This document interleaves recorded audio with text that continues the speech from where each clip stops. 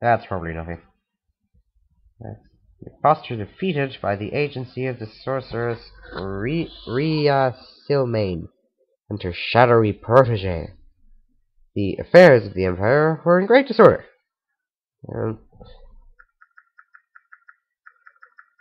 Why would you need this much in a newspaper? Political tensions, War of the Alec Bays, Daggerfall, all them. The Warp in the West.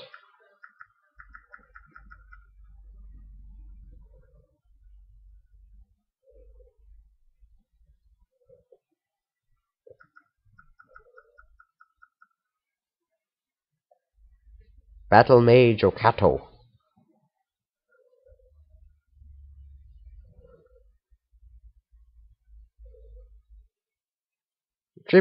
Pay tribute to this man by doing absolutely nothing.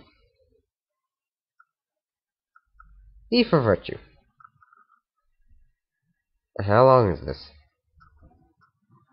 8 pages. Get out your story time voice, children. Tell me the tale of the Thief of Virtue. In the land of Hammerfell, in the city of Such, there lived a baron who was quite wealthy.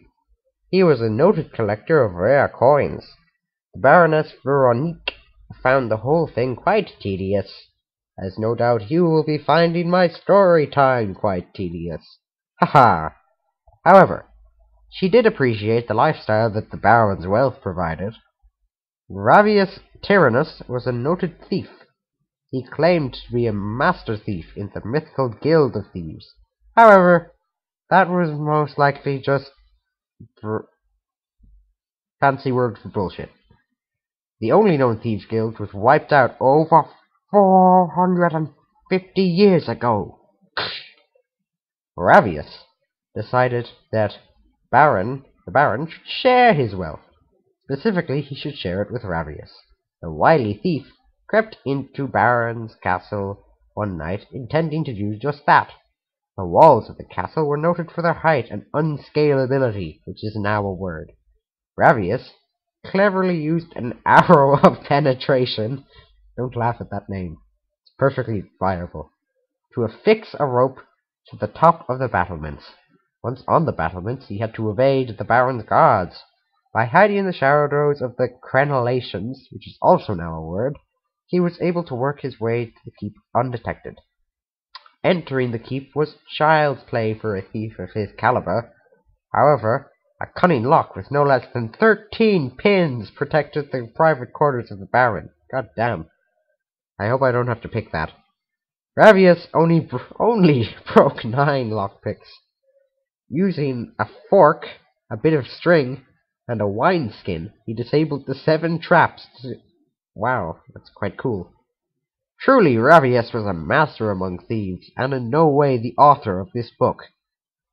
With the coin safely in his grasp, Ravius began to escape, only to find the way blocked.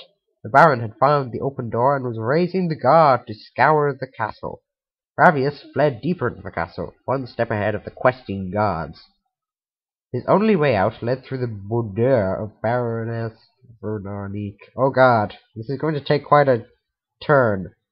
He entered to find the lady preparing for bed. Oh god, I don't want to keep reading this. Now it should be said that at this point that Ravius was noted for his handsome looks, while the Baroness was noted for her plainness. Okay, plainness, good. Opposite direction. Both of these facts were immediately recognized by each of the pair. "Dost thou come to plunder my virtue?" asked the lady, all a-tremble. "Nay, fair lady," Ravius said, thinking quickly. "Plunder be a harsh term to play upon the delicate flower as your virtue.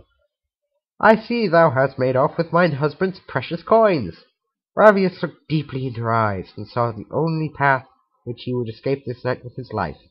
It would require a double sacrifice. Though these coins are of rarest value, I have now found a treasure that is beyond all value, Ravius said smoothly. Tell me, O beauteous one, why dost thou, husband, set 7 deadly traps around these tawdry coins, but only a simple lock upon the door of his virtuous wife?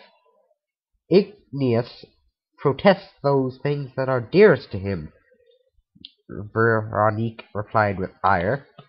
I would give up all the gold in the world in my possession to spend but a moment basking in your radiance. With that, Ravius set down the coins he had worked so hard to steal. The Baroness swooned into his arms.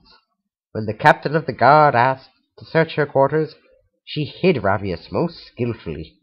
She turned over the coins, claiming the thief dropped them when he fled out the window.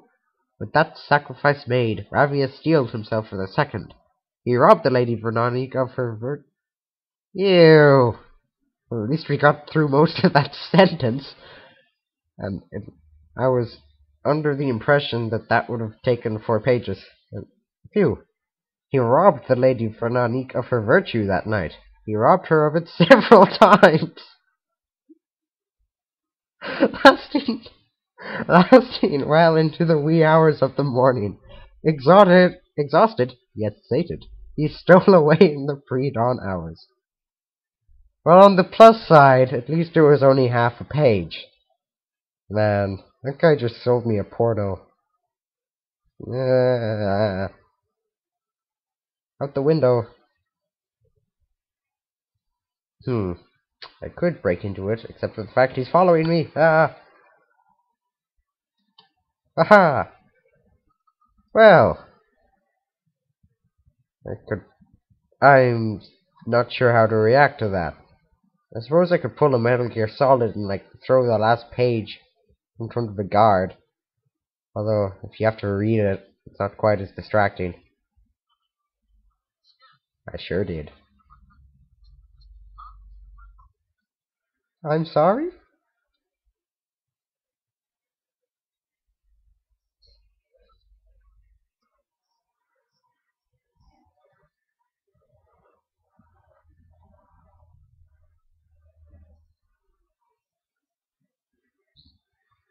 What?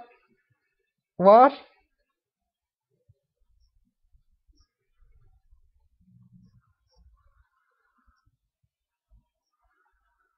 But that,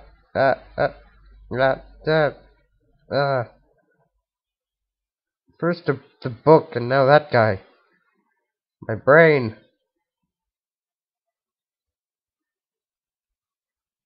My tail is very blue. I thought I would change the subject by bringing up that. I don't think it worked. Edgar's discount spells. I think I'm good for spells. I think I'm good for everything right at the moment. Let's go find that dude. What does the thing? Oh, you know. That dude.